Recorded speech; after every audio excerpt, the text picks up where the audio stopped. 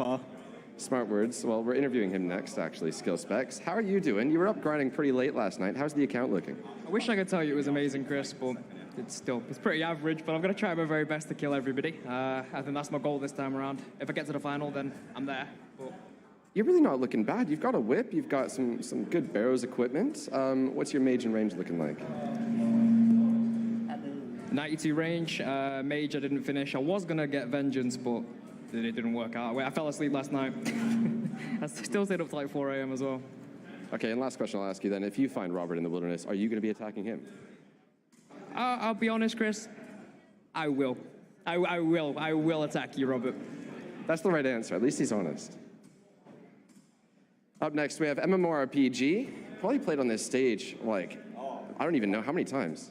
Probably like 3 at ESL, 1 at RuneFest now, but yeah, I love coming for these events. Like, they're amazing every single time. The production quality of like these ESL events are absolutely amazing. And what's it like playing at home, streaming, just yourself, compared to streaming in front of a live audience and knowing that there are tens of thousands of people watching online? The live audience kind of blurs out in the background. And when I'm playing on stage, I feel like I'm at my best potential as well. For some reason, I just like in the zone. But playing at home, like I was putting in like so many hours per day and it's just like more grindy. This is like so exciting, like not even nerves, just like pure excitement for me right now. And I think you've got one of the most impressive streaming schedules and playing old school RuneScape schedules I've ever heard of. Can you share what this past week has been like for you? Let's just say a lot of streaming. I'm pretty sure it was like 81, 82 hours within 6 days. Over 110 hours invested into Deadman mode. And we're probably about to lose it all in about 30 minutes. So we'll see how that goes. Well, best of luck. If you make it to the 1v1s, I think you're going to win your first fight at least. We'll see how you do.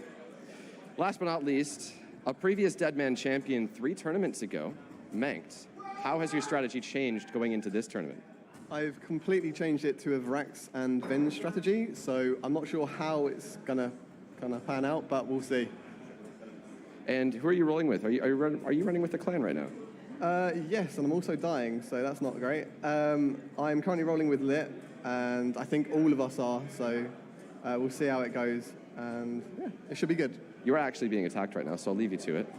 Enjoy the tournament, and I'll walk my way back over to the casters real quick so we can talk about what we're about to watch. Guys, we've heard from the players on stage. Now we need to hear from you. Out of the 4 on stage, who's making it the farthest? Who's dying first? I am so hyped for Curtis. He is feeling super confident, and he deserves to be here. He's put in the work all week, like you said, been grinding out RuneScape and the streams, and I want to see him go far. I want to see his PvP potential come out. He was a PKer before he started the Iron Man a few years ago, and I think he'd go really far. Obviously, Dmmt having the win under his belt 2 tournaments ago, he's got probably the fan favorite as well, and I just want to see Robert and Jay, battle it out, and maybe Jay can get his revenge. I'd love to see a Robert versus Jay. If it doesn't happen, it needs to happen. Revan, how are you feeling about these guys? For me, I'm going with Dmmt, man. He was warming up a little bit earlier against me in some 1v1s, and he kicked my butt pretty hard. So, his clicks are going to be on point. I'm also looking at Curtis to make it pretty far. We saw in the highlight video that he had a really close fight against Grassface last time around. And when we talk about skill specs and Roberts, I think for the most part, those are more aggressive type players. So they're going to get involved in the action early on, but skill specs is a bit out-leveled, maybe a little bit out-geared. I think he's going to be the first one down. Fair point. Maraiza, how are you feeling? Yeah, I mean, the people we have on stage, brilliant players, all of them, I think, deserve to be here. They've all put in extreme amounts of work. I think in terms of who's going to take it, my money's on Dmmt, mostly because he has the experience, he's won it before, he's very competent PKer. But I do think that the dark horse out of this whole tournament is going to be Curtis, MMORPG. Mostly down to the fact his pure confidence, as Ian said. To not be nervous and to be excited in this moment is just going to be on point. He's not going to be worrying, and that's probably what's going to be best for him. He's not going to be concentrating about making sure his switches are right, so it's going to come natural to him. I'm really interested to see how it pans out. I definitely agree with that. I don't think it's something that you can really explain properly, the difference in playing at home in the comfort of your home and playing on stage in front of a live audience and with thousands of people watching you, knowing how much is on the line, and especially how much time you've spent this past week grinding. To throw away 80 to 100 hours, potentially by the smallest little mistake, or if a clan wants to target him, that is absolutely insane. I can't believe what's going on in his head. How he stays calm, I don't know. To think it could just be all over in 1 minute. Gone. I mean, at the same time, 3 of them are going with Lit, the clan, and that's Dmmt, Robert, and I'm pretty sure Curtis as well. Now, Jay is a lone wolf. He's going around trying to kill as many people as he can. But if they do rock with Lit and Lit get far, they could definitely secure themselves a spot. And all three of them, potentially even four if Jay gets there, could make it to the final. And that'd be really fantastic to watch someone pit up against each other. Definitely. If I was to watch one of these guys streaming right now, my first choice is definitely Skill Specs. Skill Spec? He might die first, but it's going to be a great 10 minutes. And especially considering how the early game typically plays out for Deadman, Skill Specs is going to be the guy to watch. And I can speak a little bit about playing in front of a crowd. I've done it a couple of times before in my playing career. It's something that, in the first couple of moments, you might get those, jitters a little bit. But once the action gets going, that adrenaline gets flowing through your system, these guys are going to be feeling right at home. Right. Well, I think these guys are actually already being attacked. So I'm just going to say a few final words, and we're going to see if we can throw to the gameplay and let you guys get to it. So let's just talk real quickly about the formatting once again. We have obviously the two final areas with the fog pushing the players together. Once we get the final 164, we go into a 1v1 segment. Then I'm joining you guys back on the couches, and we can talk that through. And then we'll see a grand finale with 20 grand going to the last guy standing.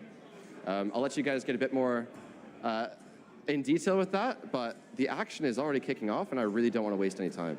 It does seem like there's a huge clump of people here in Edgeville Bank, and there's just hits being flown everywhere. One of the most important things to note right now is that whilst we're in this permadeath stage, during the tournament, you can die and you can just respawn. You lose stats, you lose some of your items, but you can log back in.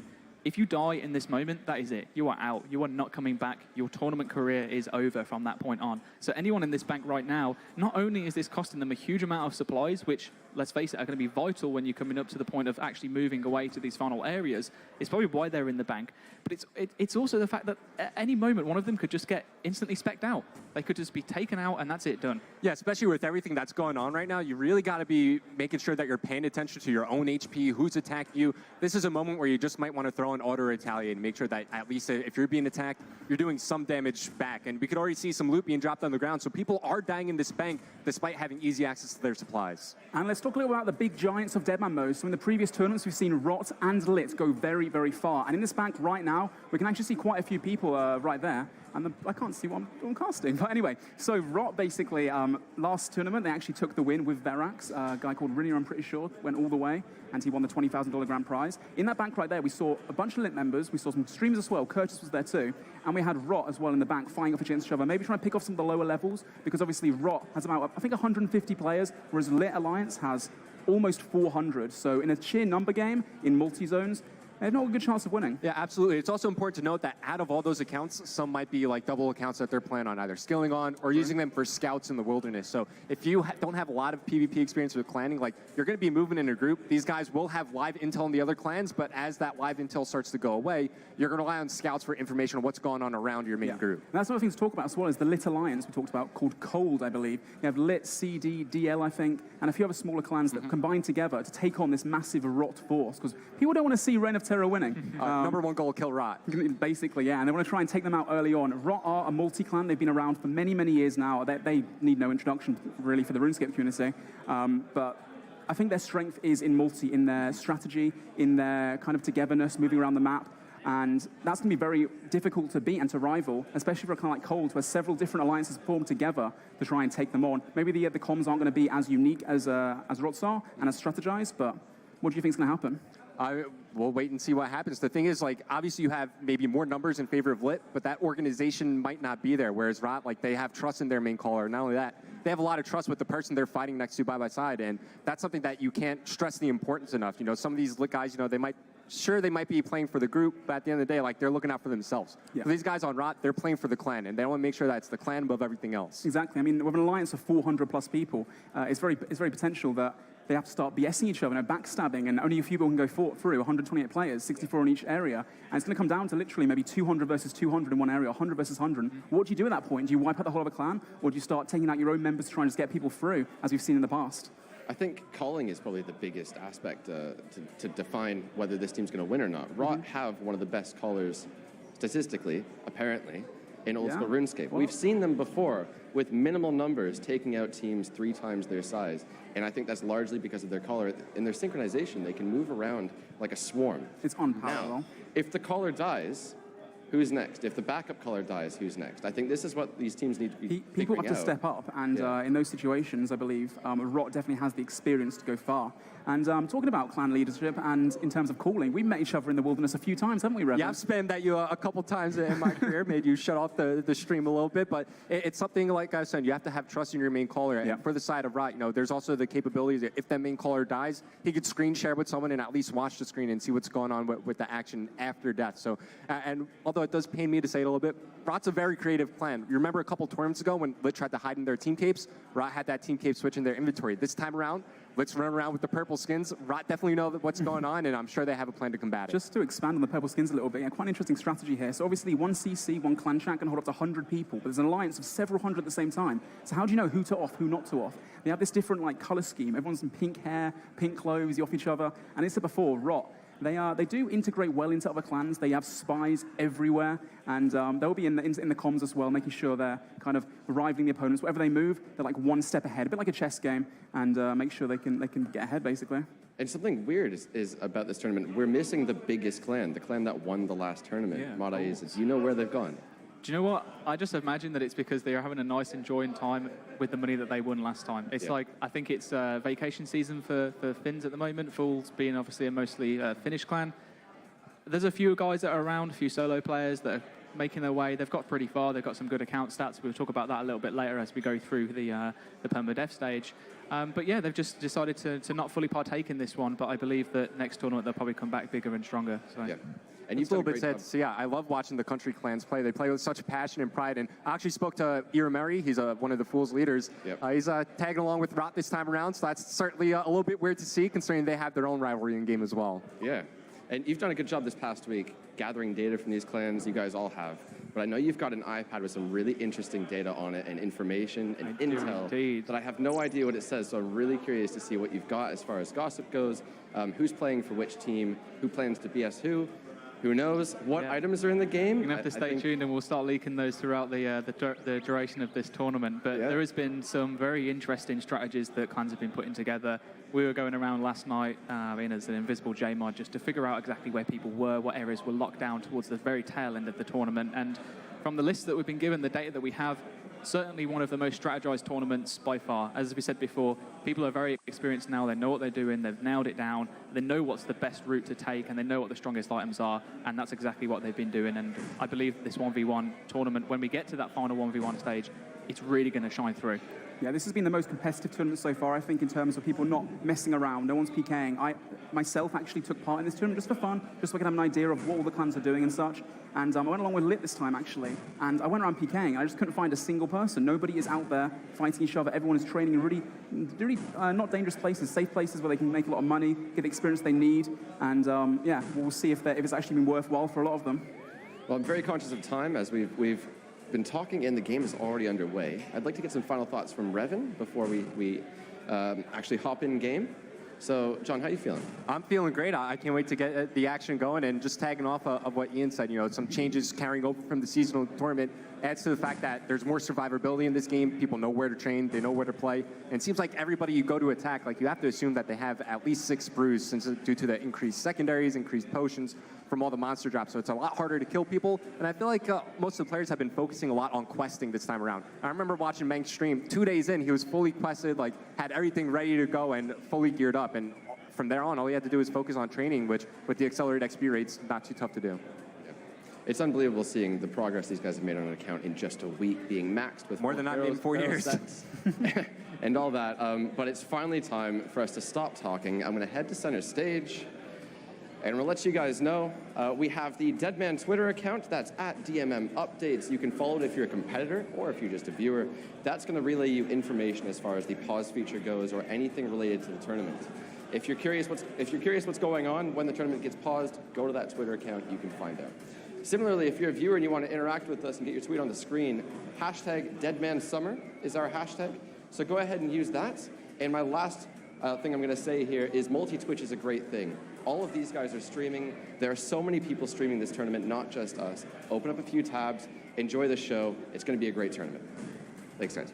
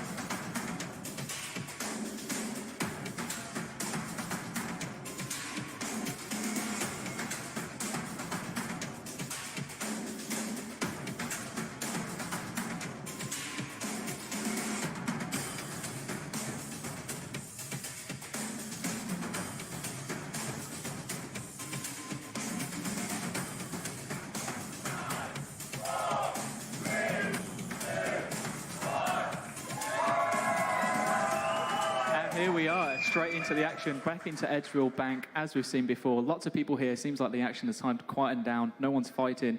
Maybe it's because they've decided that they didn't want to waste their supplies or waste their time. Guys, I am so excited. How are you feeling about this tournament right now?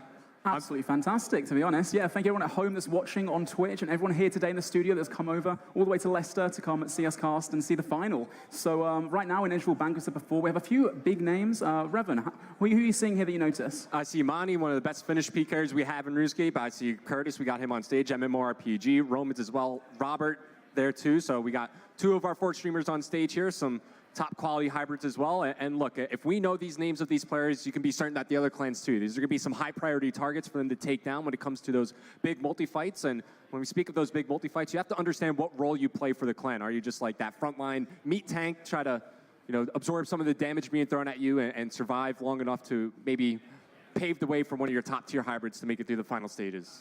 Yeah, so interesting you talk about roles in that sense. There are multiple roles that happen within clans, and Deadman being obviously a huge event of getting everyone together, and people realised that in order to have the best chance of success, you need to make it to that 1-8 with the best gear, with the best stats. How are you going to get there? Well, you need supplies, you need food, you need potions, you need gear. Seems like Lit, I'd imagine that we're with Lit right now. The guys that we have on stage, they're all wearing the purple gear. Lit have had a few members that have been assigned what I assume are just certain roles. For example, we have a particular fellow that we found last night at the Minnows fishing, which is obviously gathering sharks, with 21 million fishing XP. Wow. Now, obviously, we've got accelerated experience rates, but that's one big chunk. Funded the whole team, hasn't he? Yeah, likewise. There was a poor chap sat in the middle of the wilderness, all on his own. What was he doing? Turns out he was the guy that was assigned to farm black chinchompers. Okay. Okay. Obviously, we say black chinchompers. So what is a black chinchomper? Why would people want that? Yeah, so it's AoE damage that you could throw in these multi-areas. It's the highest tier AoE damage that we have for range. I also see people camping red chinchompas, a little bit south of the Castle Wars teleport. So that's going to be important not only for training range XP to get up towards 99, but also when it comes down to these big fights, just spreading out damage. Because a lot of people think of barrages when you think of AoE damage, and rightfully so. You throw up that Protect from Magic prayer, so the Chinchompas are just going to do extra damage and avoiding those overhead prayers. Another big reason for collecting Chinchompas is the whole clan mentality of feeding certain players. And obviously, we have PKers who are very accomplished. They understand what they're doing. Those are the guys that are going to get through to the 1v1 stage and actually make it right through to the end. So you have certain players that aren't very good at PKing, potentially. They might be better at skilling and collecting Chinchompas. Oh, sorry to tweet that in, but it no. looks like this unfortunate chap with his fishing cape has just been absolutely piled on by a huge clump of people. Unfortunate for him. Spent a lot of time gathering supplies. I wonder if that was for himself or with another team, but that's one person out of the tournament already. Talking about other teams, I'm not too sure which team this is right now, but a few other teams you haven't mentioned yet is Rads 201cc. They're a big group, 100+ players, I'm pretty sure. So obviously you have the normal alliances and the normal teams you normally see, like Lit, we have Rot. But Rads 201 is actually a CC made up of lots of solo players. People that can't find a clan, they join together, they feel that, in numbers, they are unmatched. They are really strong solo players, and they will definitely go far. If they get a few people to the 1v1 stage, they feel like they could take it. Yeah, I don't think we mentioned CT either. Cutthroat playing in this one. They're a strong multi-clan. They've been around the PvP scene for quite some time. But we see some players here with some pretty strong gear. The Major Arena upgraded cape. He's got full arms as well, the staff. And during the start of these Deadman tournaments, these big clans, they don't want to fight each other, right? You want to survive to the final 1v1 stages with optimal gear, optimal supplies going into those final areas. So they're just going to spread out. Like I was saying, they have live intel on what's going on in these other clans. Up until that spy dies, that leak dies, you know what's going on around the map. And once that spy does wind up dying, they're going to have scouts. That's probably a scout right there from Lit falling. You see with the purple skin as well. You see all these clans just falling down. You see the supply drop, the first chest drop about to come down on the map, a minute 40 until that falls. Yeah, so that first supply drop is going to be landing in Lumbridge, right near the general store. Inside that one, we're going to find ourselves a whip and Varric's plate legs. And that is only for one player as well. Varric's skirt, sorry. Yeah, for one player. So one player's going to have the chance to get that.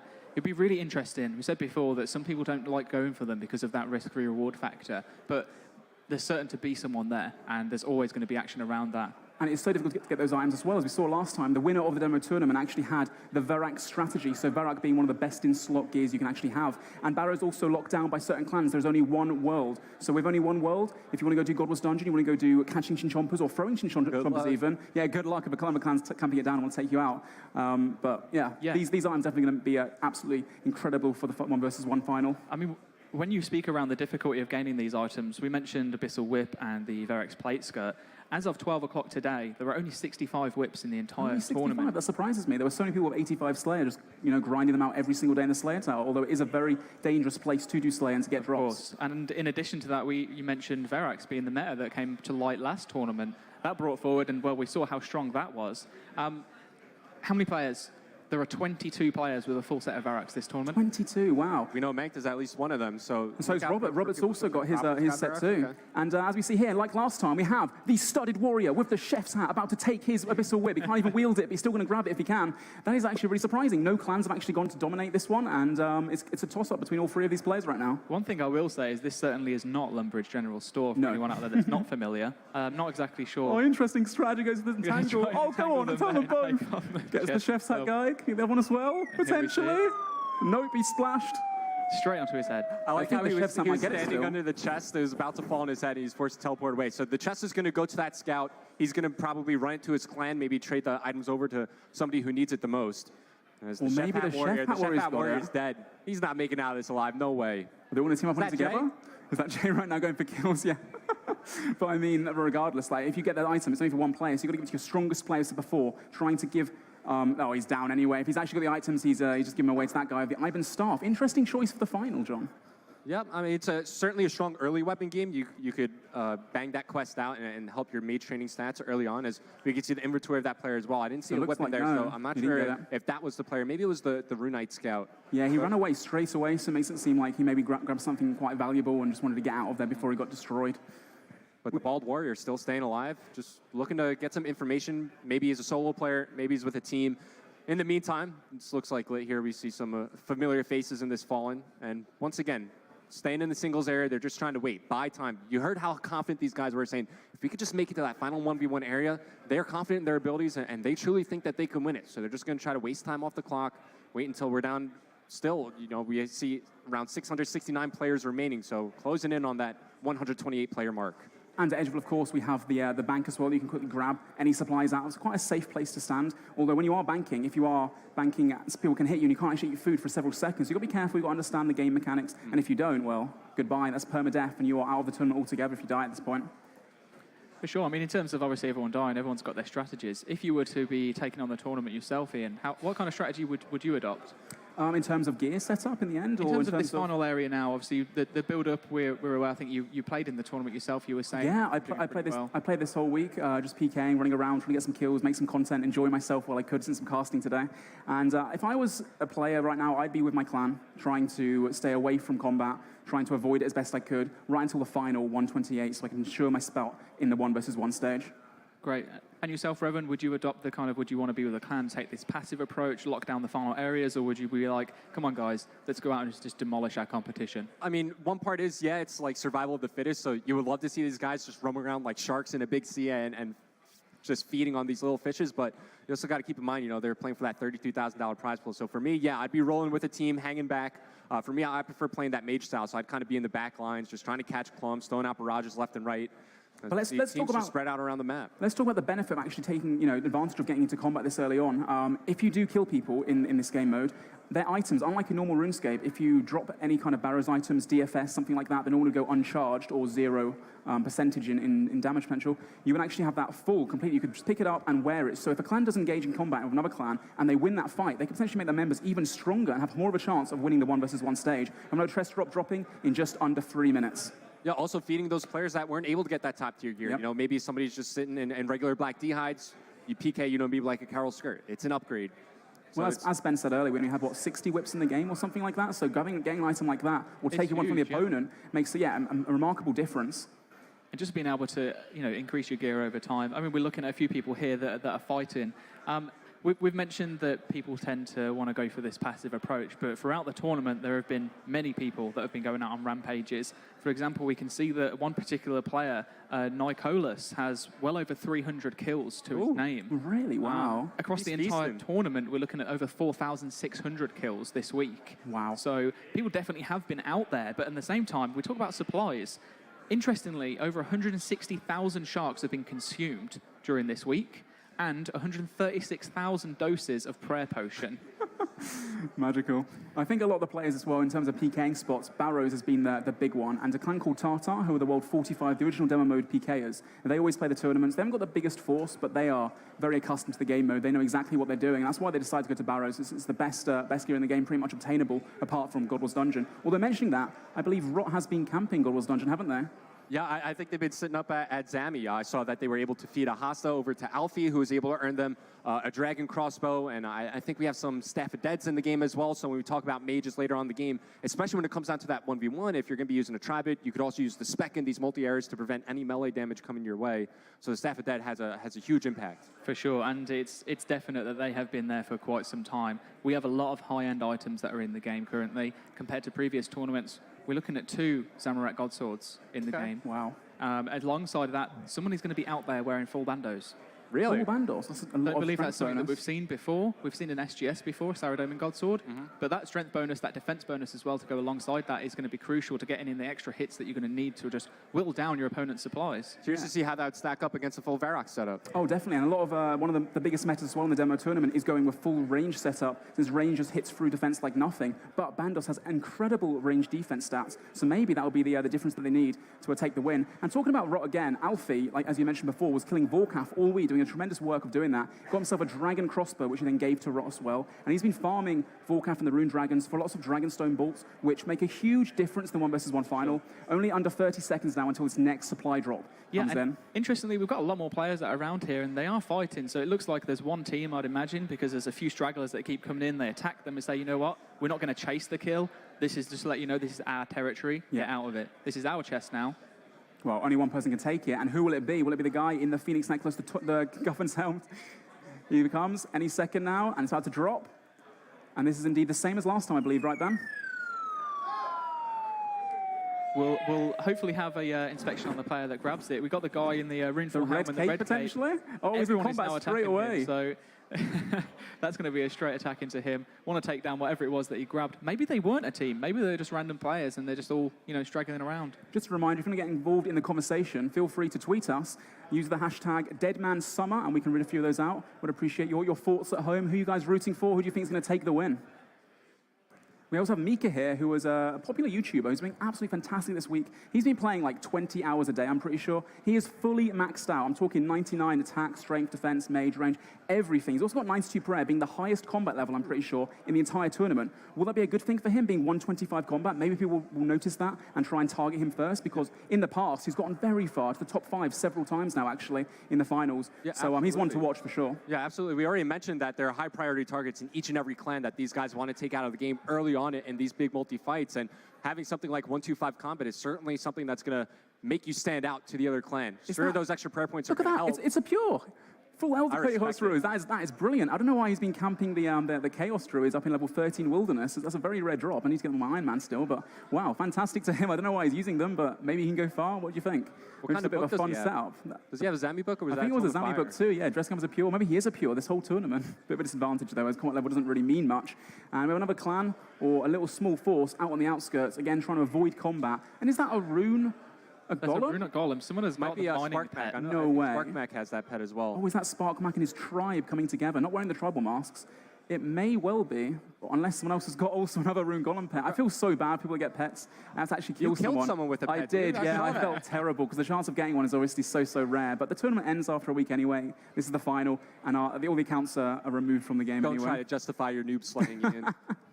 But yeah, 628 players now remaining. We've seen 2 chest drops so far, as the fog is starting to set in over the key areas of the map, and certainly the pace is going to pick up a bit as that fog really starts to set in. We're starting to see Lit venture out on the map as they're looking over your single strip. Well? Yeah, I saw that little DK pet over there.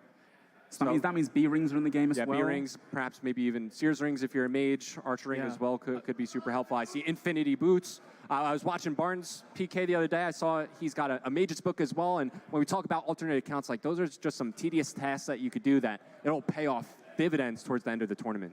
Yeah, I mean, I believe that Robert earlier was actually AFKing in Nightmare Zone to get some points to imbue his Berserker ring. Yeah. So there's definitely a lot of them out there, especially if he was able to get a hold of one. I mean, obviously, in the final, we're going to have the 1 versus 1. You get the same inventory every single round, so the same sharks at every player. So having those little bonuses that give you maybe a max hit or 2 max hits over, when it comes down right to the last bit of HP, the last shark or two, it definitely makes a huge difference. Just saw a D-Spear on the ground. That's certainly something that we could see. The special attack come into play once these multi-fights do kick off, just stunning your opponent. But, of course, early on, it's a high-risk, high-reward thing. Sure, you can maybe stun a high-priority target, but you're also putting yourself in a rough position. You could get frozen out and cut out of the game early on. Another chest drop about to come in, 2 minutes, 40 seconds away. We see it about to drop outside the Edgeville Bank, where we have some other lit members posted up. MMORPG as well as Mani still sitting pretty next to the bank. Yeah, surprising actually. They had two, I think both clans we just saw right there were both lit, or the Cold Alliance, just going to show the true numbers and the power that they have. A force of, I think, almost 400 people right now, whereas Rot have, I think, 160 or so, I think you said, Ben? Yeah, that's correct. We believe around about 160 members, but I mean, let's not forget the fact that more than half of them have really good accounts, and we're talking high 90s, really good gear. They have not been slacking this tournament at all. And we've spoke earlier about the difference between having a clan that is almost like an open CC. You get a lot of different people joining in. Yes, they might each individually be skilled, and as an individual clan, they know how each other work. But when you come together, it's very difficult to keep coordinated. And that's, I mean, you've got to hand it to them. That's where Rot triumph. They've been through it all. They've experienced so many different PK kind of environments, and they just know what they're doing. They know their calling. They're well integrated, and it's going to shine through, I think. I completely agree with you there. Their multi-experience is certainly something that's going to separate them apart from the rest of these clans. They've just been in so many different situations, in so many different scenarios, you know, on the main server, that if they come across something, you know, the calling is going to be decisive. And not only that, their members aren't going to second guess. They're going to trust in the instincts of their main callers, and they're going to follow it through as soon as that call is made.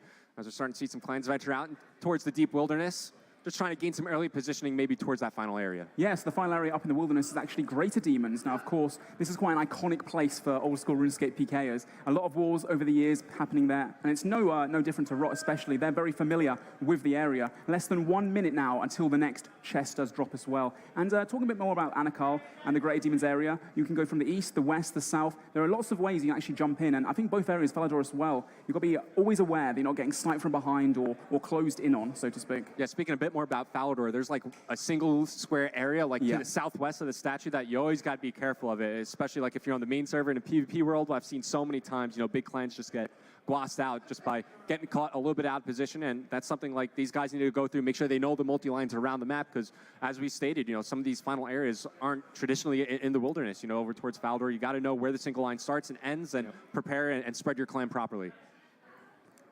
Chest dropping in just under 15 seconds now. We have a tweet coming in from Alexa General. Slay the Smork, he says. Another one from Tom saying, hype, let's go OSRS. Can I get a hey your Twitch chat? I'm sure they'll say a bunch of hey guys in the Twitch chat for you, Tom. Thank you for the tweet as well. 5 seconds left. Now, which member out of the 700 right now are going to grab this one, as only one can get the item? I wonder how the comments are going through right now. Everyone's shouting, I'll take it, I'll take it, I'll take it, I'll take it. I believe in this one should be a Carol's Top and Aram's Leg, so quite a that nice is one. huge. Carol's Top being one of the biggest mage defense bonuses in the entire game. Having that bonus actually stops a lot of freezes being able to hit you, so you can walk around quite freely and absorb a lot of damage as well. Yeah, so players getting frozen. We were having a quick look again earlier today, and there are around 160 plus members that currently have unlocked the ability, the magic level at least, for Ice Barrage. Oh, wow. So we spoke about Red Chin Chompers, ranged AoE attack.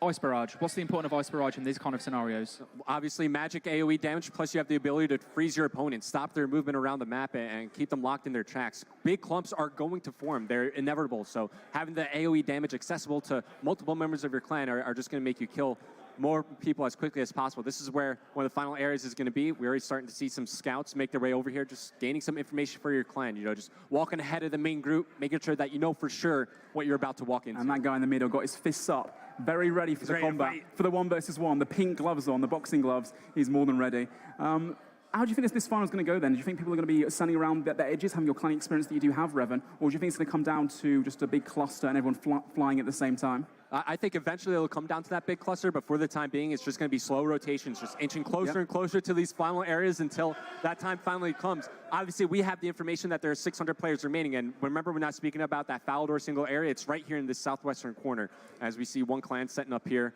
You see a lot of tank rangers just ready and waiting, some loot already being dropped on the ground. And the significance of that single area, actually, and just explain that, elaborate that a bit more, is that if you're in this single area, you can hit people in multi, but they cannot hit you in multi. So those AoE spells we talked about before are just going to be so crucial and so huge because you do so much more damage. Maybe you're outnumbered by, let's say, 50 people or 100 people, as some clans are right now. But if you're having those spells and you're not taking much damage yourself, you can wipe them out so quickly if you have the numbers. And it's so hard to sustain that damage. I really think it's worth it. You do see some people just camping that P-neck on their body. It's something that could literally save your life in those big multi-fights. I really think it's worth even just one inventory space. If you get caught out of position, caught in a clump, just throw in that P-neck and just pray to the god of your choice that it pops. Yeah, so I think it's 20% health once you get under that.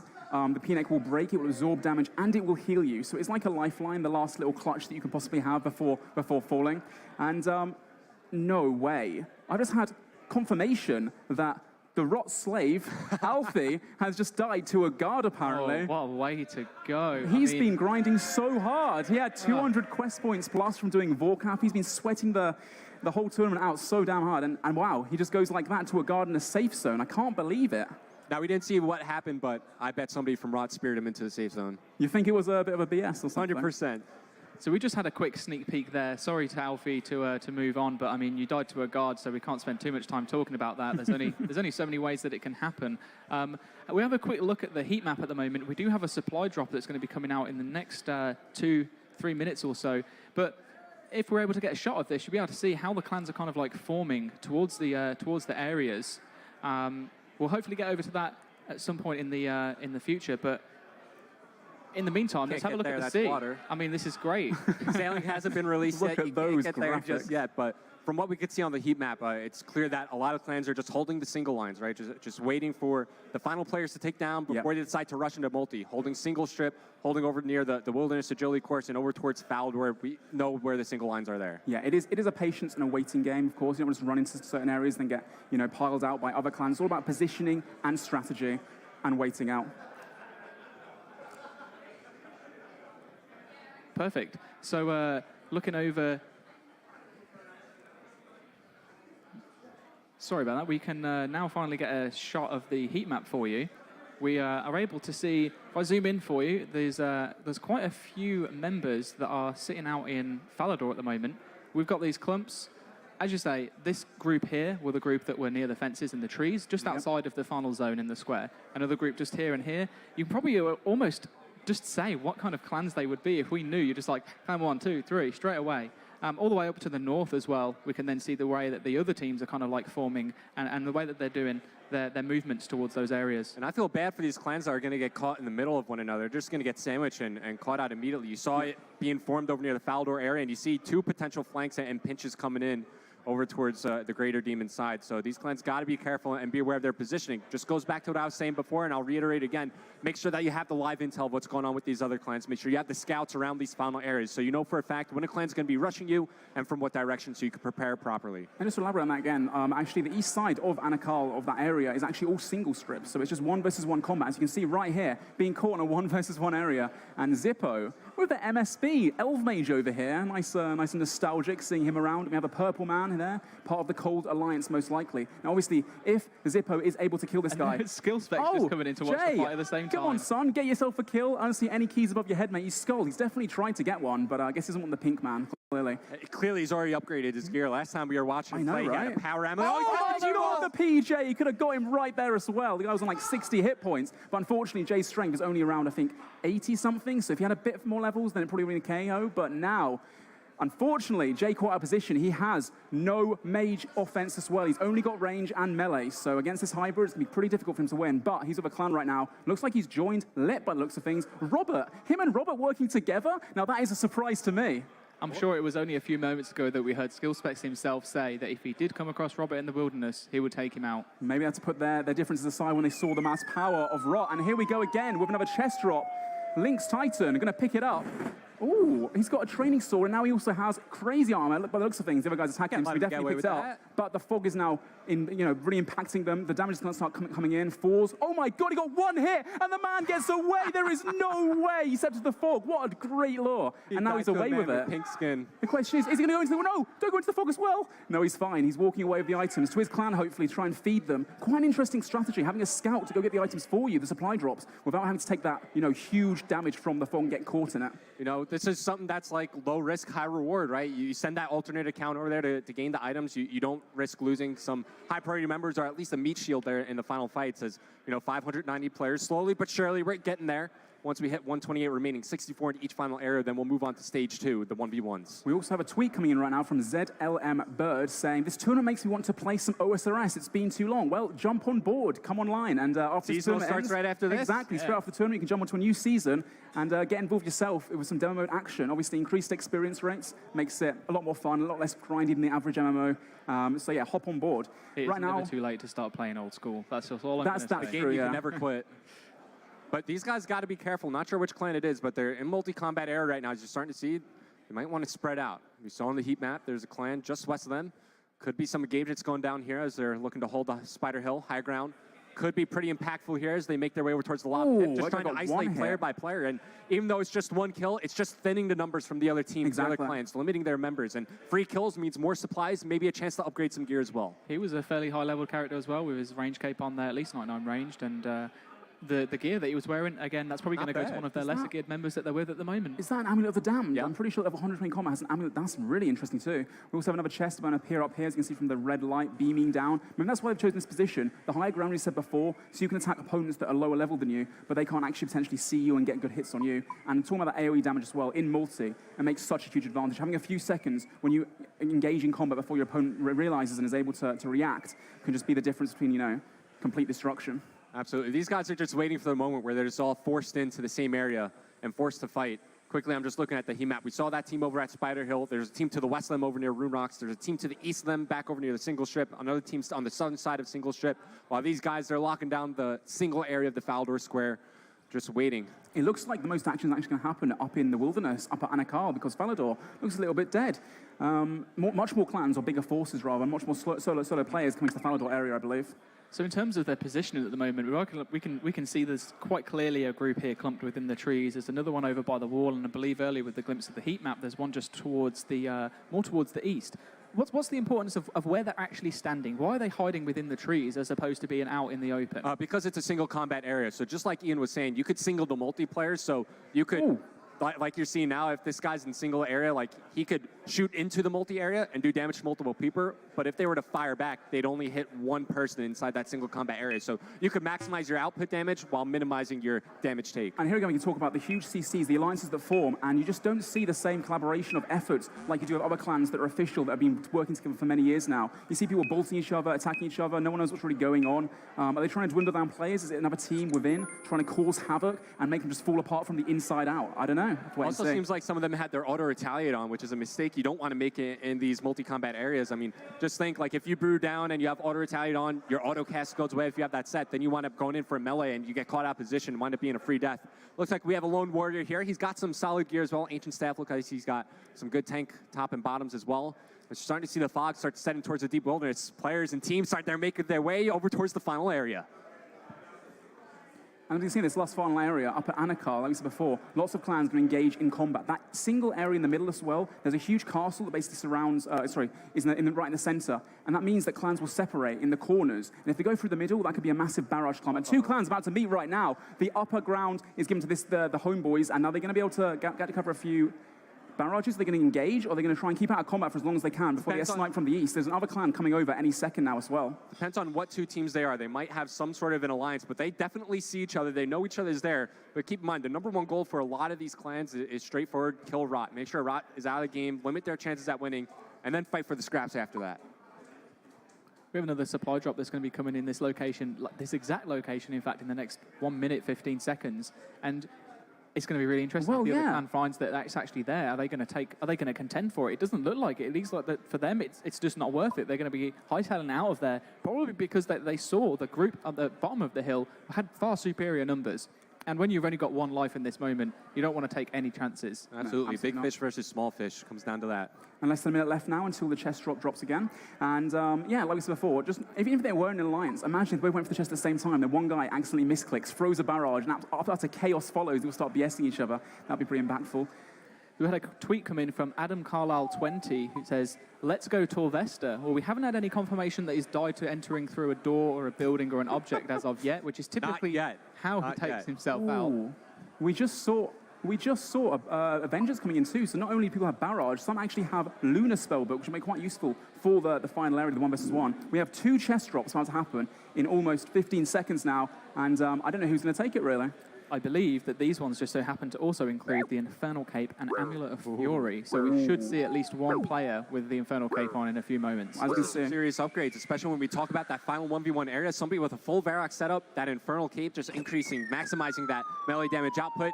And looks Chest like the drops clans coming in. are going to go for it. But the looks of things, are they in alliance? They're not in alliance, and they're just trying to fend it off. The Southern one There here, it is. Valador, he got the Infernal Cape running away with it. That's 2 extra max hits off having no And he's Infernal only Cape a with level melee. 88. He's going to die. He's going to die, and whoever kills him is going to pick it up as well, which take There's advantage your of the second final. Infernal Cape right there, 555 Mike V2, that's level a 1, strong 2, level. 4. If that person gets through to the finals now at that combat level, wearing full Barrows gear, as well as having a DFS, Infernal Cape, they are not messing about. Well, it's all about risk versus reward as well. Having that Infernal Cape on your back puts you up as a target because other players know that if they take him down, they can then pick it up and take it through, which gives them a substantial chance of getting some, good specs and winning the whole tournament altogether. Everybody wants that pretty cape, right? Can't get one in the main server. Maybe you could find one in Dead Man mode. As we're starting to see the fog intensify, which is slowly push players. You see And this that is lit skill by the spec. looks So of things. lit might converge on this clan right here, starting to spread out, make sure to minimize their gaps, and it looks like they're hightailing it. Both these clans making their way over towards the Anakarl area, and I can see on the heat map that there's another clan waiting in single area, potentially waiting to flank on that eastern side of Anakarl, where it's just like a triangle of death just waiting to get set up by 3 teams. Absolutely, and here it's going to really, everything's just going to go such high adrenaline, it's going to really speed up the action, and everyone's going to fly together and just, start throwing chins, starting barrels there. It's going to be very chaotic. But for the meantime, Lit, again, just trying to stay out of combat, trying not to get caught in clumps, trying to last as long as they can, because they know if they can take down Rot, they have a huge chance of winning the 1 versus 1 area. Rot, not known for their 1 versus 1 abilities, usually a multi-clan. But if you check out the heat map once again, we can actually check out exactly where these clans are. So to the actual area next to Anakarl itself, we have one to the west, not quite in the center right yet. There's one to the southwest as well. They're probably in an alliance together. They've been avoiding each other, not engaging in combat. And then again to the west behind them, it could be flanking from behind, and to the southeast too. So as I said before, everyone's going to fly at the same point. The fog itself is very strong. If you don't evade the fog, you will die in almost 1 hit, as we saw earlier. So it's crucial that the planning and the strategizing all comes together, and people move in one big unit. So that's what's going down over at our most northern final area, where you're starting to see some thinning of the fat, so to say. Some of these, was that Fire Wave or Fire Surge? Oh, it's Fire Surge even. Yeah, those Wraith runes could come a little bit in handy. And, speaking of that normal spellbook, I see a lot of players just, maintaining their mage level around 94. I wouldn't be surprised if somebody like Rod or something have at least one person running around with Zami Flames and lower the magic level of so they opposing can't players. cast Yeah, so they can't Barrage. cast Barrage. It's something that, you don't really catch onto it real quick. And if you want to restore your magic level back up, well, then you're just wasting crucial restores. The few that you have left. Yeah, exactly. That's the most important part in that sense. Is that at Plus, the you could moment, auto-cast it with the Staff of Dead if you want to Yeah, put in one of those exactly. members. And we know a that- Tome of Fire, maybe in a collab. You're actually outputting some serious damage. yeah, and Rot being the ones that were locking down Zami in particular, this is probably one of their tactics. It would be interesting to hear if that was something that they were planning on doing or if it's just a coincidence. But we're in an area at the moment, there's no bank here. They don't have any opportunity to bank until they get to the 1v1 phase. And even then, they're not allowed to take food. It's just the gear and supplies in terms of their equipment. So if you are having your magic level reduced, you're going to have to rely on a super restore potion to increase your stats. And when people are using Saradomin brews to heal, which are going to be reducing their stats already, it's very likely their super restore supplies are going to be depleting very quickly. Is that lethal with the Infernal Cape there? Potentially? I think that level 124 combat, that's very, very strong. It's from Barrow's gear as well. And as I was saying again, the disparity between certain members in the clans. You've got a few people with red D-hide chaps, just Mystics basic gear, others with Arons and full Barrow setup. Again, being the stronger players, we're going to make it 1 versus 1, using the lower levels as, I guess, cannon fodder. Again, go in first, tank a bunch of the hits. And Money here as well, we see.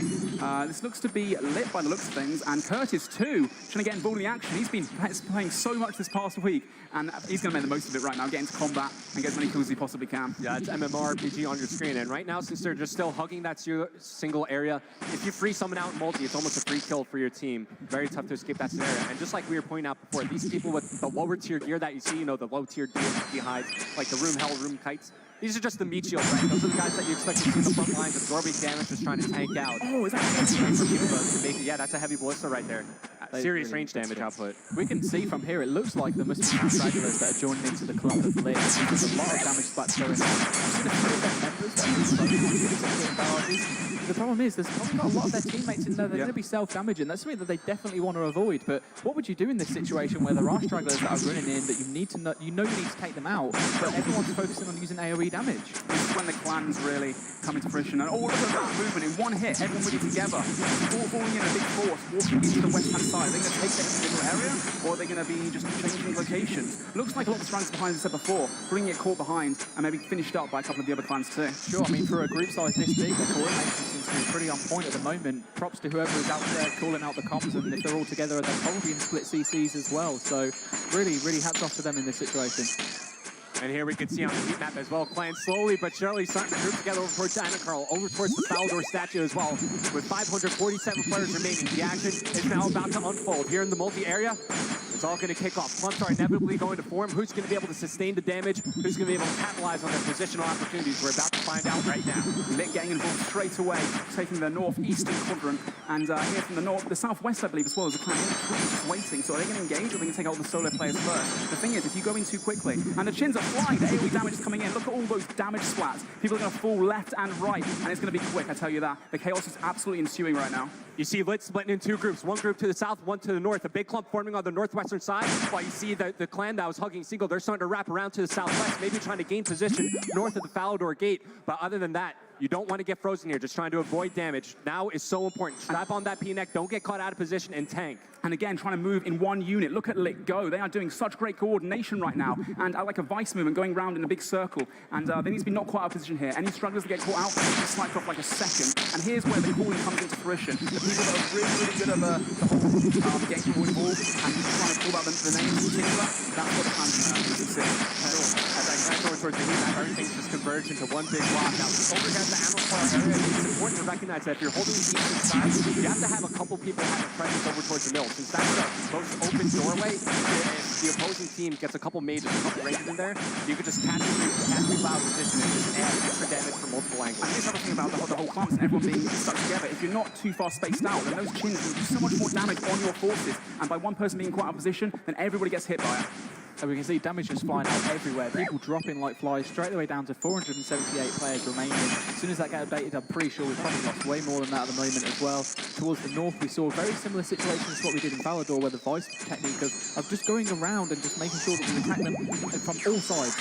Coordinated attacks are really what is pushing through at the moment. Also seeing a few blood barrages to heal your HP a little bit more. You're not using those supplies that you've got, as they are limited to inventory. You can't bank at this point in time. And the middle here in Anakarl, actually, quite interestingly, you're actually standing inside the middle, which is actually quite dangerous because if you go through the little images in the outside parts, it's only a one-by-one square you get in and out of. If you get caught there, and other people stand on top of you, that is a clump, and you'll take so much more damage if they're pumping you like that. You're already starting to see the form on the northwest as well as the southwest side of Anakarl. Big clumps being formed, and just like you said, you can't one barrage, and if you're a mage, straight one barrage after that, just trying to heal, keep your HP as full as possible. And you also have to keep in mind, always glance over towards the top right-hand side of your screen. If you get one tick, you can go from 99 HP down to 0, so you got to make sure you're aware of what's going on around your environment. It looks like the numbers are really helping Lit out right now. The Southwestern, look how many more they have from the other teams. I see MMORPG in there as well, getting involved. All the chins flying, and they are being so coordinated right now. They're taking a bit of damage, but look at the amount of damage they're dealing. Once you're having to spam food and eat constantly, plus you're frozen in place, you're just panicking, you can't get involved, you can't do that DPS that you have to do to help your clan out and to come back from this. It looks like an absolute, I don't know, just they're tearing through everyone Lit right now. And just to reiterate, once we get down to 64 players in each area, we'll be teleported to the 1v1 area. And it's also important that you see a lot of quick movements from every clan involved in these final areas. You have to react to what your caller is saying and trust in the calls. If you lapse in your attention for just one moment, you get caught out of position, like you see players on the outskirts of these clubs. They're getting caught out and they're getting dropped like flies. I also saw skill specs up in Anakarl. Actually, he is still alive, trying to get through to the 1 versus 1 area. I think all of our streamers are still alive. They are actually all alive. Yeah, they are. They're doing fantastically well. We only see a few down here, though. And looks like two big forces. Could this be Rock versus Lit or the Cold Alliance? Possibly. We see some of the members and the more RPG that's Curtis over towards the southwest. And over towards the side. Still formed by both teams. As now we're starting to see one team pushing towards the center of Anacroll. Now they're going to back out towards that 1-by-1 spread towards the northwest. You don't want to get caught in there. Like I was saying, it's a wider gap over towards the eastern side, so you not only keep barrage out of it, you also barrage into it. They recognized the danger there, and they got out of it. I was talking earlier about the transport mechanics and a lot of new levels going in first. See the telegram slowed on the ground? Yeah, telegram as well. The normal spot were very interesting. All the people in the high end gear, you see in the bottom left corner right now, and there's 4 ranks in the barrels here in general. And look at that movement, almost as one big force together. The comms, they must be talking to each other right now. The cooling must be second to none.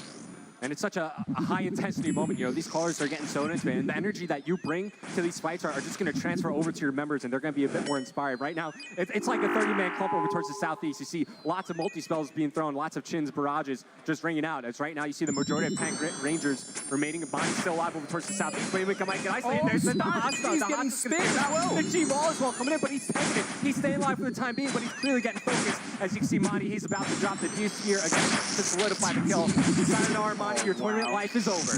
And it looks like the spear mechanics, something used by Rock quite the dash. Could that be a snipe from them? Like I was saying, you know, even though the D spear spec is crucial in these multi-fights, if you go a little too far outside the cluster, we saw it happen there. You get isolated from the fight, you get picked off, it's another free kill. But again, they're trying to focus on the guys in the really good gear. Look at the guys south of the moment.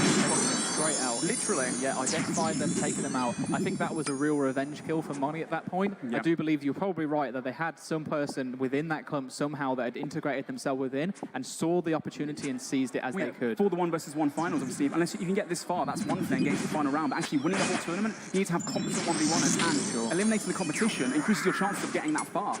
But the question is here, this is a huge force right now. I believe it's Lit still, and if Lit does have several hundred players here, what happens when there are over 64 left? Will they start BSing each other? Will the different alliances just, start to break up and be like, well, I want to go through, you can't go through, I want to go through? Because only 64 people can go through in this final. Well, I mean, with less than 400 players remaining now, we're going to get to that point very soon. I do believe that what a lot of the clans have is they have arrangements between themselves. They understand that, if they're going to have to win, they're going to have to take their strongest players through. So what are they going to do? All right, we're going to designate and we're going to highlight who it is that we want to take through, and the rest of you guys, you're going to have to just suicide. And that's pretty much what you're going to probably see towards the end of time when there's more fog coming in and they take damage over time. And if they don't do that, they're all going to fall. And look at all these clumps right now. The DFS guy tanking into the middle, but wow, that force, the northeastern corner, is absolutely tremendous. And I just saw like 20 people die, I'm pretty sure.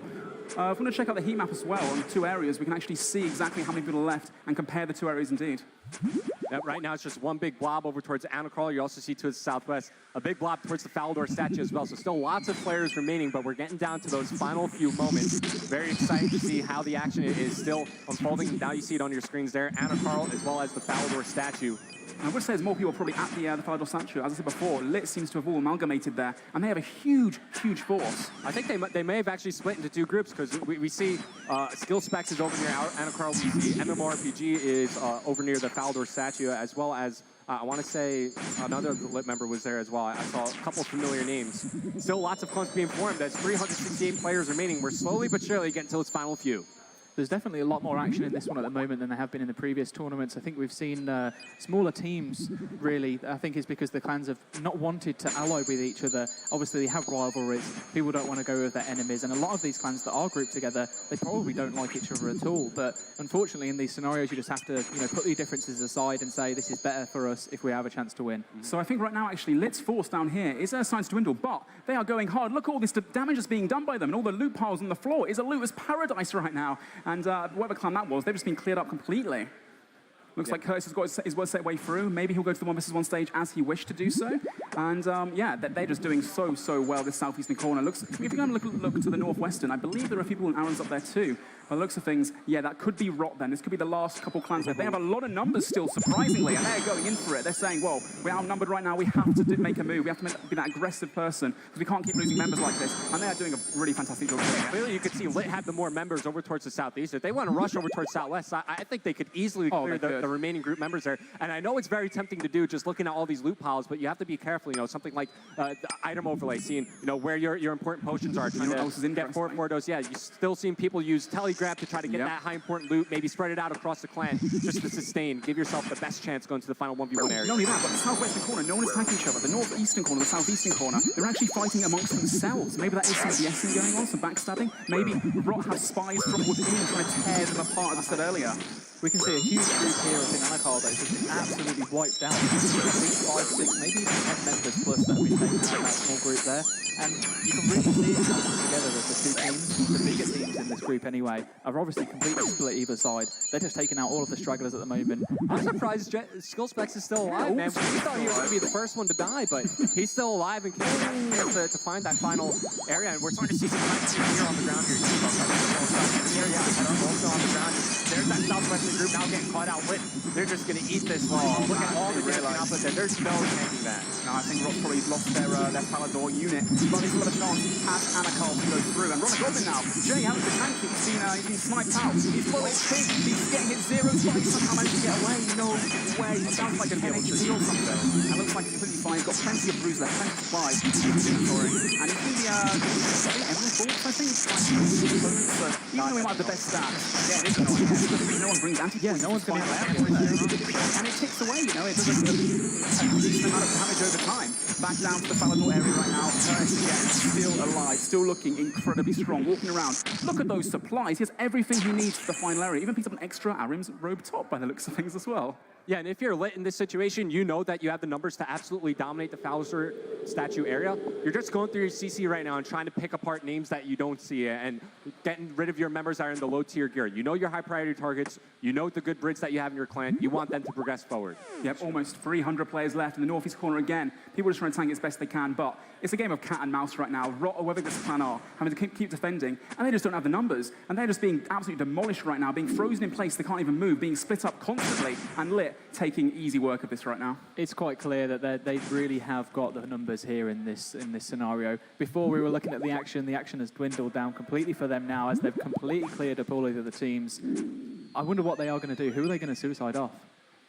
We'll see as it gets down to that moment, but you can clearly see every movement that they make, like, they're leaving members behind it, and Lit is just eating them up player by player. They're doing a great job over here at the statue. And look at Curtis, cool, calm, and collected. He knows he's got this in the bag to get into 1v1 final at this point. He has a full inventory of supplies. He could very well go the furthest out of all the streamers right now. As you can see his inventory right now, he's maybe being focused a little bit. Maybe they want to take him out because they realize he's a massive threat. But he's using Blood Barrage, and that is, I believe, how he managed to keep his HP so high and use such little supplies. Really interesting tactic. Yep, possibly. Just take a look at his inventory. He could maybe decant those potions, you know, consolidate your inventory a little bit, but also since you know that you're most likely going to win that final area, you're also looking at the ground, seeing what gear you could upgrade if you could stack up maybe more runes, more potions, bolts, anything to aid you as you progress forward towards that final area. And things are starting to die down here over at the Anakarl area as well, with 288 players remaining. Keep in mind, once we hit that 128 mark, 64 at each area, the 1v1 stage will begin. Skillspecs again, very proud to have gotten this far. I believe he was going to go on a rampage to try and get as many kills as he wanted to, but then he decided, well, why not go over Lit? Why not try and fight Robert in the final and get his revenge? And his inventory, again, not looking too bad. Are they normal restores, though? Speaking of Robert, this would be the perfect time for Skillspecs to go for 2 Maul Spec, maybe try to take him out. This is the moment to do so, but they're either regular restores or Sanfew potions are obviously crucial to take here, just in case you do get poisoned. You have the ability to super restore up as well as cure the poison.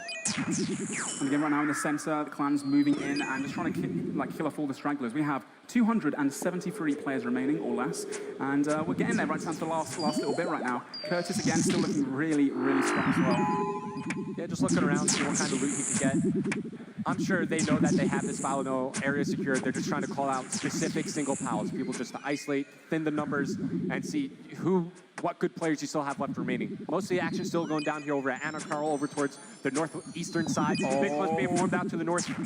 Lots of damage could be output by either team here. Looks like Lit is getting caught in big clumps right now from the opposing clans, the northwestern side. They have way less players, but look how many members in Lit are actually going full right now, taking too much damage at the moment and just getting clumped. And I believe a lot of Lit members are lower levels, so even though they have the numbers, they're just not really very useful in a lot of ways since they have such low stats. They just stand there, absorb damage, but at the same time, that's absorbing damage the other higher level accounts and the higher level the players aren't going to take. Low stats, sure, but this is some of the best range and magic experience you could find in the game, especially when it comes down to Deadman with those accelerated XP rates. And once again, we're just counting down till we get to those final members. 252 now remaining. Still action going down here at the Faldor statue. Great to see our streamer still alive and kicking as you see members from the opposing team, just getting isolated over towards the northeast. Easy single pile to be called, and that's going to be some nice gear to pick up, maybe feed to somebody who has lower tier items. Absolutely, the barrels, you said before, being some of the best in slot in this tournament, and incredibly difficult to obtain. Not only that, but the Carol's Top, one of the most hardest to obtain items in the whole game, because it gives such incredible mage defense bonus compared to the Black D'hide body. Right now, again, just people trying to call out single piles, and looks like a lot of the clan action is kind of over with now. It looks like Lit has taken the Falador area. At least for the time being, and we could speak about some of the other gear that we see. Love to see the Crystal Shield. It's a great shield that you get. Free to get as well, just finish the quest. It's something that I think Manked Up Mage actually has in his repertoire when it comes down to that Varrock setup. Just a one shield switch, since the flail is a two-handed weapon, just for some extra defensive bonuses in between attacks. Yep, and as I said before, like this server was completely fresh a week ago. These players have jumped to the game as level 3s from Tutorial Island, fresh out the start, and they have managed to grind up their accounts from just sweating out no life the whole week, and that's where they're here right now. A few more barrages coming in, and we see a DFS level 2, so hard to obtain, but yet he's still using the Blood Barrage as well, trying to get as much HP as he can, getting those clumps in, but looks like Lit in the corner, being pushed into one side, but they're still defending really well and taking down several players that are trying to aggress them, and they're looking really, really strong right now in both areas. They're doing an absolutely fantastic job of surviving, considering the fact that they've been hounded down on for the last minute or so, non-stop. All of them seem to be getting up to fairly high HP, not falling below. They're probably using Blood Barrage. You can see those coming out into the corners for their advantage, trying to not use their supplies wherever they can. Jay, in fact, skill spec run a goblin. Seems to be running around, not taking much damage. His health bar's not showing, so they're not focusing him at the moment. Hopefully he can make it through. But at the same time, he's not really engaging in combat either. He's just standing around looking for supplies, trying to just evade combat, trying to make it as far as he possibly can. But as a team, as a squad, you've got to help each other. There is the power in the numbers. And if people aren't engaging, numbers mean nothing. Yeah, and it's a similar story here at Anacral than it is over near the Falador statue. It seems like Lit have control of this final area, so they're just looking to consolidate their numbers. They know that the other teams remaining don't have enough DPS output to, even if they do wind up getting caught in a clump, to clear the members that are actually caught out there. So they could just consolidate, group up, and then isolate players from there. Recognize, hey, this guy's not with us, he's taken out. And now's the point in time where you could actually start sacrificing, your lower tier members. Get rid of those meat shields, make sure that your hybrids make it on through. And now again, standing right next to the center of the map. Interesting strategy here, trying to again call out single piles, take out those levels that, oh, look at that guy, 102 combat and full barrows gear. That'd be a nice pickup for their clan. MMORPG still standing strong, walking around the middle right now, just trying to avoid combat. And the people on the outskirts just getting picked off one by one. Again, is there any guessing going in right now? We're not too sure. But I imagine a lot of clans within the clans, in the alliance of Cold, like I said before, CD, DL, Tartar members potentially as well, could be trying to take out the opposition. And because it's only so many people left and everyone's clumped together like that, it's quite difficult to actually see. And as you can see now, the call is saying, go southwest, go southwest. We are getting hit from inside. Let's try and take the other people out who are trying to BS us. And you can see right now, they've clumped. And the people that are too late, well, if you're too late, you didn't listen to the comms properly, I'm afraid you get caught up in that pile. Yeah, even if they're part of the same team, if you're not listening to the calls, you might as well send the map from there. 211 players now remaining, inching ever so closer to that 128 player threshold. Still action going down over near Anacral. It seems like they're just indecisive. Who do we actually want to kill? And you can see the quick movements really help with separating the solo players trying to blend on in to the main group. And again here, we see the two areas Lit still outnumbering whichever force that is on the southeastern side. Yeah, I mean, in terms of the last few numbers here, I believe that the clans, especially the Cold Alliance, they came together with an agreement that as soon as they get to the finals, that's it, everyone for themselves. But until that point, they are together as a team. But it's quite clear that they're going to have to go against that treaty that proves that they can between one another. And I wouldn't want to be the guy to have to make that call. I wouldn't want to be in that. I would love to be that guy, because I'm definitely not calling myself. I'm making it on through, buddy. You're not. But we can see in these loot piles that there are just random pieces of barrels all over the floor. I bet somebody can walk on through and probably find like a full Darox set if they really try hard enough. I saw a flail there. I saw pieces of Darox as well. We'll see what these guys decide to pick up. Maybe they have something stored in their bank, because once we do enter the 1v1 stages, they are given a grace period to swap gear. Again, from the inside right now, I'm not too sure who's aggressing the Runner Goblin skill specs in his squad, but Lit looks to have a lot of frees in the northwestern corner, but I can't exactly see who's attacking them. So maybe Rot, another infiltration force, has gone inside their clan chat and, torn them out from inside out. Yeah, like we were saying, Rot know that these guys are rocking purple skin. They could easily go to the people in Varrock and change, their shirt, go to the makeover mage and change your skin color as well, just to try to blend in. And, since Lit, it's such a big alliance, it's so easy for Rot to have people infiltrate and get live intel leaks and know exactly what's going on. But Lit, like we were saying, over towards the Falador statue area, they're doing the same thing here at Anacral. Quick movements to each corner, seeing who gets left behind, and just picking off the people who either A, aren't listening, or 2, are just trying to blend in with the main group. Trying to stay alive and see if they could But sustain. again, as I said before, they have a lot of people left, but a lot of them just aren't engaging in combat, as I said before. And you need those numbers, you need everyone to be participating. Obviously, you can't take people down. 118 combat to go there, a whole week of no lifing, all to die like that, just before the last 64 players. That must be such an awful feeling, mustn't it? Poor fella, yeah, in that scenario. Less than 200 players left now, really getting down into it. Yeah, we see MMORPG still alive. I think all of our streamers are still alive, which might be a first, going into the final 1v1 area. We're seeing again a lot of really high-profile players dying right there. Ali TB, I believe he's one of the high-level council members of one of the clans, and again, just no one really participating. Looks like a lot of BSing going on. A lot of alliances now starting to go their own ways and saying, you know what, well, someone's got to die, and it's not going to be me right now, is it? Absolutely not. As we can see, like we've been saying for the past couple moments, thinning the fat. Slowly but surely, we're dwindling down. Got like 70 roughly more people to kill before we enter that final 1v1 area. And just looking at the combat levels, looking at gear, I think obviously if you see, even though there's an alliance in play, if you see a high combat level member of another team, you're going to want to take him out of the game. Just give yourself, your clan, a better opportunity to win when it comes down to these final few fights. We have a tweet coming from Bezel TV saying, looking forward to seeing who wins, #DeadmanSummer. Who's your money on right now, guys, based on what we've seen so far? Obviously lit, but it comes down to what specific member, right? Exactly. It would be nice to see how far MMORPG can make it. We saw him in the highlight reel leading up to this. He had a very close fight in round 1 against Grathist. Last time around came down to that final attacking tick. Unfortunately, just didn't go his way. We see Skill Spec still alive. Some people with the names that we have highlighted on the Friend Finder. So still some heavy hitters remaining here. Of course, we still want to see what kind of gear they're going to bring into the 1v1. I think for the majority, everybody leaning towards that full Verax setup to take it. Yeah, I think we're most definitely going to see a victory by numbers here. But as we mentioned before, as soon as they enter that 1v1 area, the alliance is over. Yeah, Lit may have got them to there, but at that point, you're on your own. And if one of these guys on the stage is still alive at the point where you're killing the guy with the Infernal Key. Oh, is that Mika? I'm pretty sure it's another actually. I think it's away right now. 555 chap. Yeah, it's his name. And again, I've seen a lot of BSing going on. So some guy with a D-name just throwing each one with whatever he can. If I am that guy, I am not wearing my Infernal Cape. I'm putting away my DFS. I do not want to stick out and get BS by my other team. I want to carry those items into the final area. And it looks like he will be able to at least tank it out and maybe hide away in the main group. But you still have somebody following him just bolting.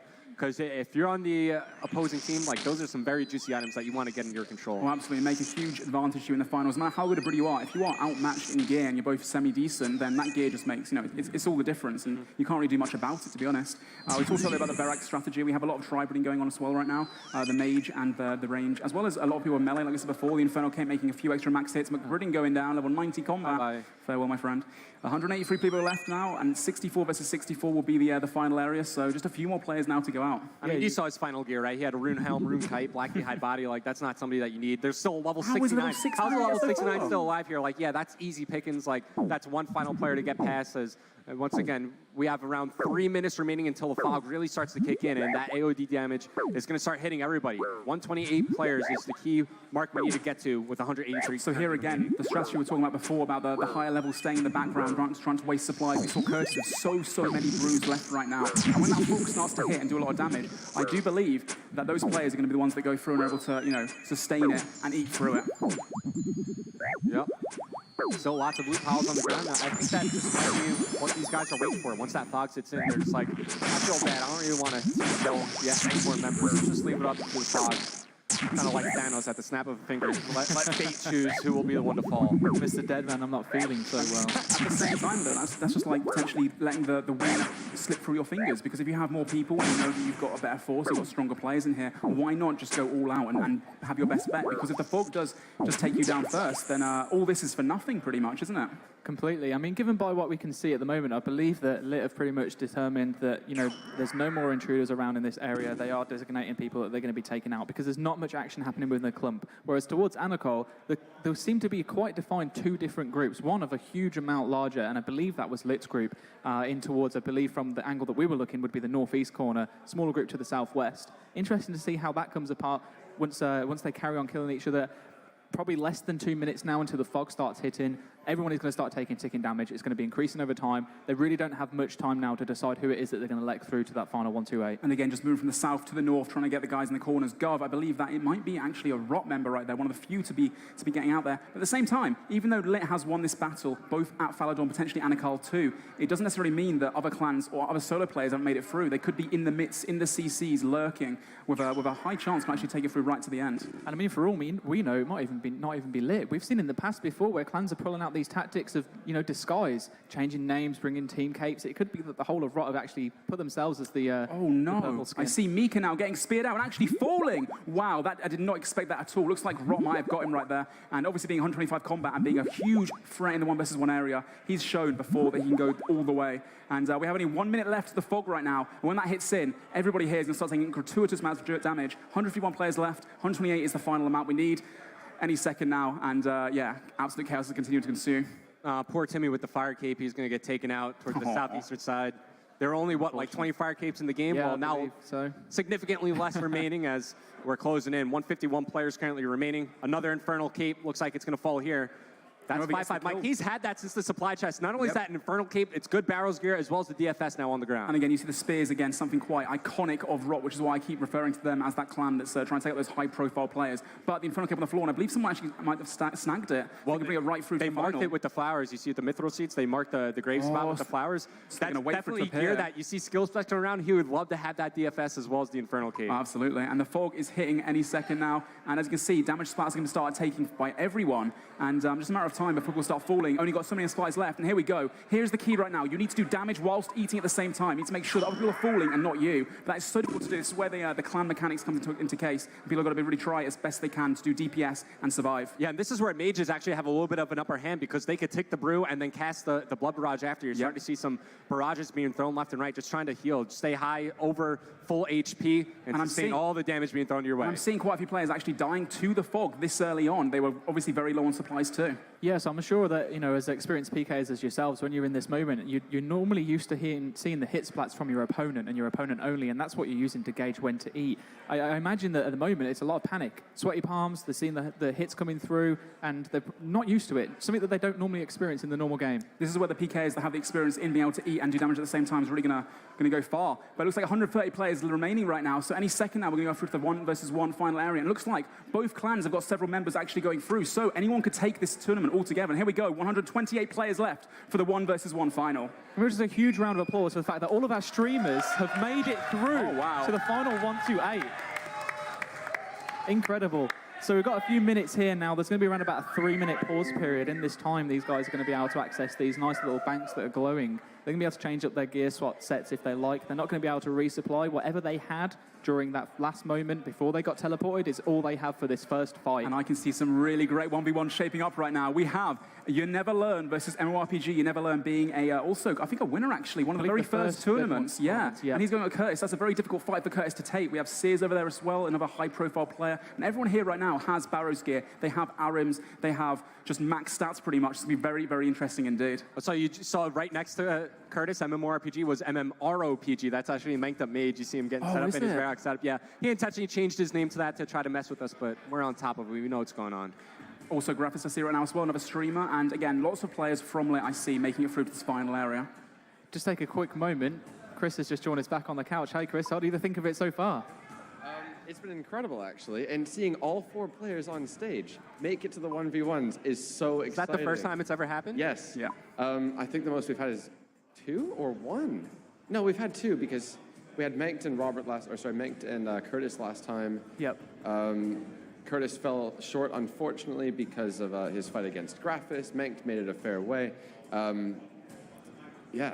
This is crazy. All 4 of them have potential to win who'd have the thought, entire tournament. The chances that of 2,000 players that enter into the tournament to have 4 of them that just so happen to be on stage at the same time as well. And they all have a lot of confidence in their 1v1 abilities. We were talking to them before entering that final multi-stage area, so they feel like they have the ability and the mechanics to make it on through. But unfortunately, at least 3 of them have to die, and we're about to see at least 3 of them do exactly that. So it's been a busy last hour or so. I haven't been able to watch everything. I'd really love to see this replay package that we have. So let's go ahead and throw that on the screen now and keep people in the loop if they haven't been watching this past hour or so. So what's been happening?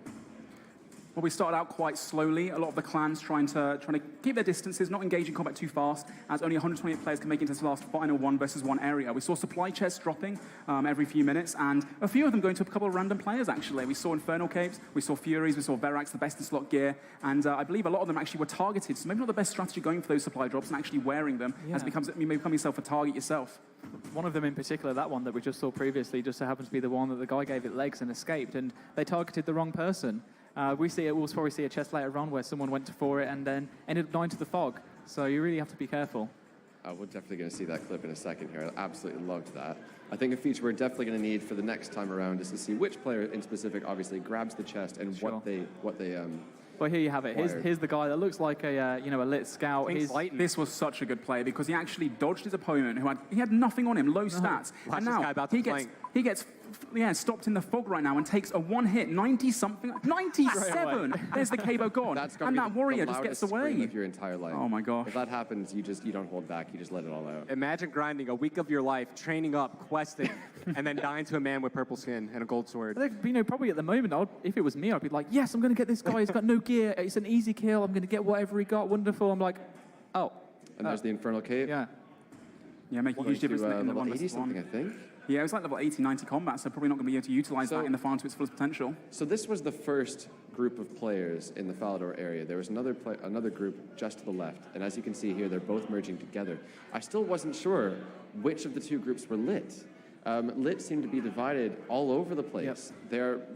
They're seemingly moving really well, but we're only really identifying them by these purple and pink T-shirts. So who is lit in this situation?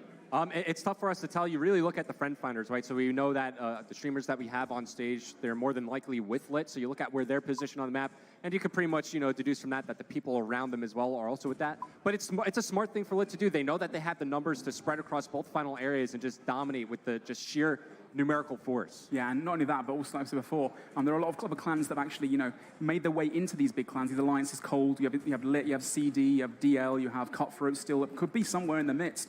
And a lot of solo players too that made their way into them. So, it's still up for anyone's grabs. Rotmire made it through too, as we saw in the Anakal area. There's still a lot of people left, and actually in the Falador area too. So, it's anyone's game still. It is, and unfortunately you see Monty die in the bottom left-hand corner of the screen. They're getting speared and targeted by at least 10 people. He had a pretty good run though.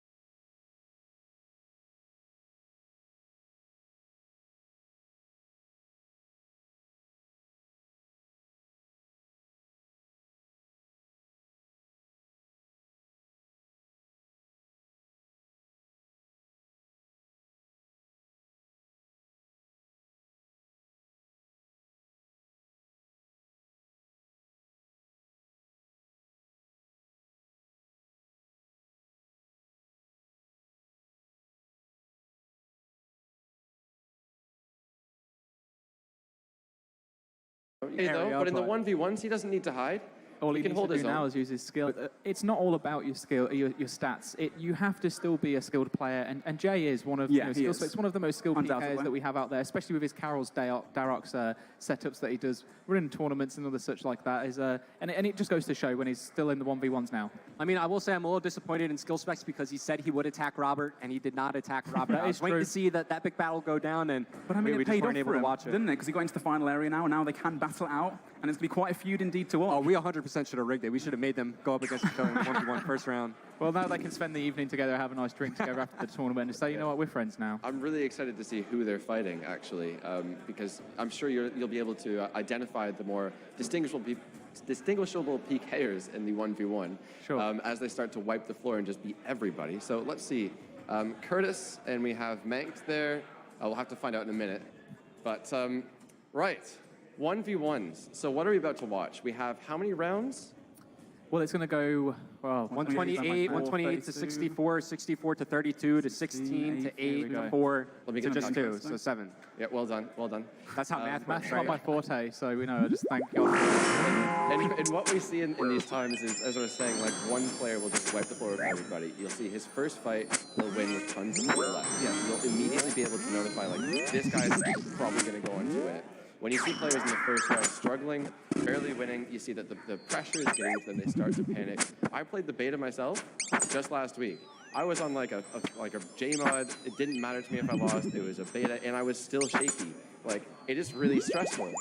Yeah, I mean, that was interesting to watch, especially. I know I've seen you PK before, seen a few of your videos, and, I don't want to make your ego too large here, but you're a pretty good PKer. However, when you stepped into that tournament, I could clearly see that it was having an effect on you. Yeah, and those are just like the newbies. Like, these guys are the real deal. These are the actual best PKers in all of Deadman. When it comes down to PvP mechanics, I mean, like I said earlier, gear is a huge advantage too, but those players that know exactly what they're doing, if they can kind of take care of those players, take their gear off them, wield them in the tournament, there's such an exponential higher chance to actually go through. And as we'll see that, I believe that actually Manked took in a Ring of Recoils noted in case he actually kills someone with a Ring of Suffering. So he put them inside the Ring of Suffering, and then he gets an even higher chance as well there. So one of the things that I was waiting to until we get to this point here is there are obviously strong pieces of gear. One that I didn't talk about was the Ring of Suffering. Rot themselves were they had locked down the Demonic Gorillas area from Monkey Madness 2 entirely. I believe before that, one person managed to get a Zemite before they'd managed to got there themselves.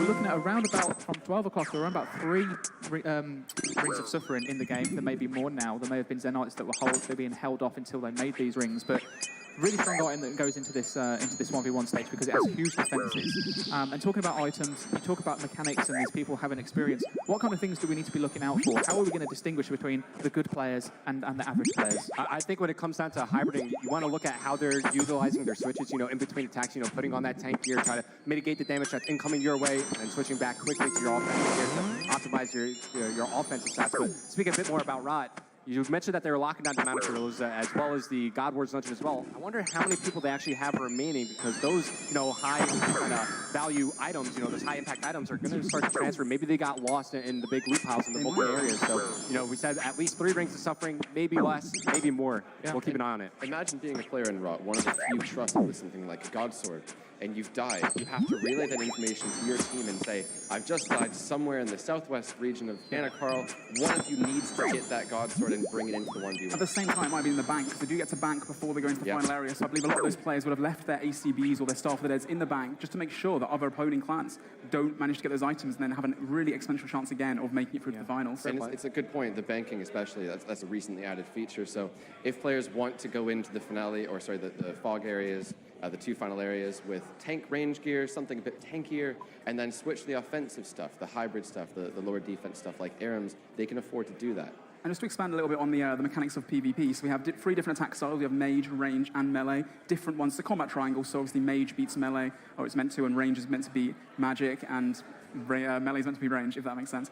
So utilizing your overhead prayers as well and the different attack styles, depending what your opponent is wearing. It's all about reading your opponent, like a chess game, again, I said earlier, trying to get in through it. But I think we're going to jump into the finals right now, aren't we? Yeah, we are. in my headset right now. I know Let's go. We could chat about this for ages, but the fights are just underway right now. So let's have a look at how our 4 players on stage are doing. As it's the first time this has ever happened. This is a big moment. MMORPG, fighting You Never Learn, a previous Deadman winner. This is a crucial fight. And you can see already coming out with those switches going straight from Mage into Range as soon as it's frozen. They're now going to be focusing on prayers, making sure that they're getting, let's talk a little bit actually, well, we've got a second. Hopefully they won't just KO each other. But what are these icons for people that aren't too familiar with what's happening? Okay, so in the top left-hand corners of both their inventories, that's going to be their gear switches. So you have a Mage switch as well as a tank switch for MMORPG. You see good melee as well. He's got the Dragon Defender, Gmaul for Spec. He's got 10 brews as well as a couple of anglers to work with as well. And you see, You Never Learn, he's got noted recoils as well. So if he's able to find a Suffering as well, he'll be able to charge it up. Yeah. But he doesn't have a rune pouch, and that's something that's really going to limit his overall inventory. You see 4 spots taken up by all his runes compared to just 1 for MMORPG.